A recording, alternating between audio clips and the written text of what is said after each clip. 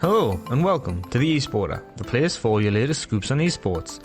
This is another episode of the RLCS Weekly Reviews, where we update you on everything that's happened in RLCS recently. Unfortunately, my headset died and I cannot hear you.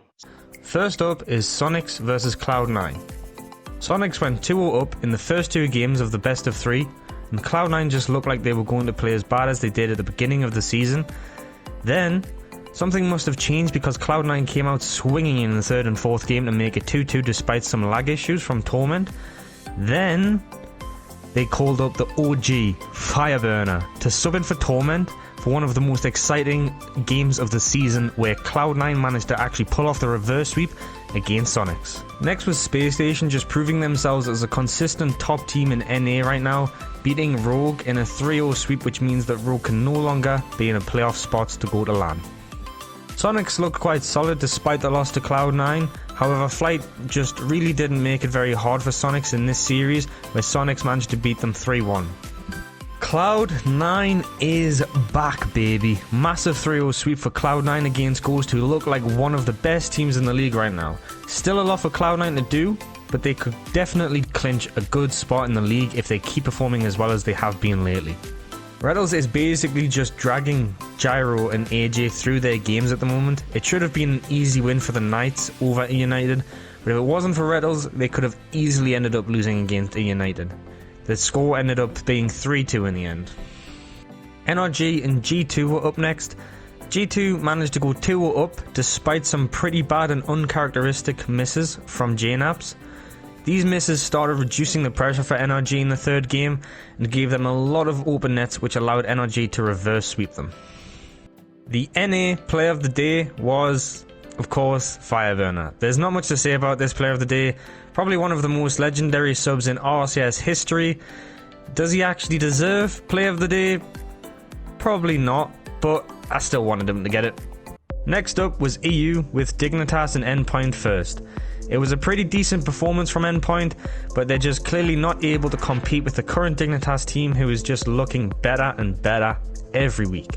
In the end, Dignitas took it 3-1 over Endpoint. Despite TSM looking quite strong in the first game of the series, they just couldn't keep up with Reciprocity, who easily clapped them 3-1. Next up was Singularity versus Endpoint. This series was the battle of teams that should probably be in the rival series. It was a very sloppy series compared to what we have come to expect from teams in the RLCS, but Singularity do come out on top with a pretty close 3-2 victory, and only managed to clinch it in the final game in a 5-minute 16 overtime with a pretty nice dunk. Next up was Veloce versus Dignitas. It was a really close series between two of the very best teams in EU right now. Despite the loss for Veloce, I think they have managed to convince most people by this point in the season that they're a top level team that deserves their spot. In the next series, Monaco surprisingly had a pretty good chance of sweeping Barcelona, but then they threw it away by tragically scoring an own goal in Game 3 and then getting reverse swept. It was devastating for Monaco, however, also a pretty poor performance from Barcelona, which looks to be becoming a trend for them. Then it was the one that we were all waiting for in EU, Vitality versus Mouse. It was a very strong performance from both Mouse and Vitality, however, Fairy Peak and Alpha just are performing at 200% right now. Despite Mouse looking very good as well, Vitality seemed to be slowly transforming into the best team in the world. And finally, the player of the day for EU was Astro.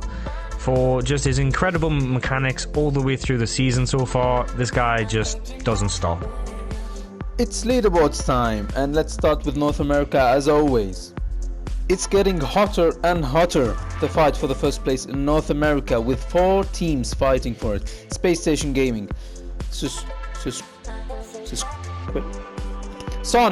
NRG Esports and G2 Esports.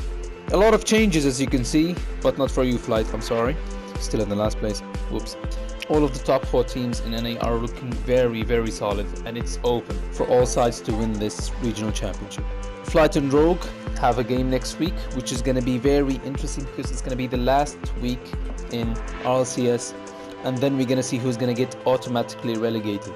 Now moving on to Europe, not really a lot of changes. Monaco still at the last place, definitely the weakest team. I know I say this every week, guys, but they are definitely the weakest team in RLCS. As for the fight for the first place, it's Vitality against Dignitas, and these teams, people, are looking very, very, very strong, mechanically and tactically as well. And for your information, this is how it goes in RLCS. The 10th place gets automatically relegated. The 9th and the 8th have to play teams from RLRS. If they win against them, they keep their places in RLCS. If they lose against them, they go down to RLRS. The 7th seeded team keeps his place in RLCS, and the top 6 qualify for the next place. But who's gonna win it and who's gonna get relegated? We'll see that in the next week, which is, by the way, the last week in RLCS this season. So me and Corey are looking forward to seeing you in the next episode of the eSports.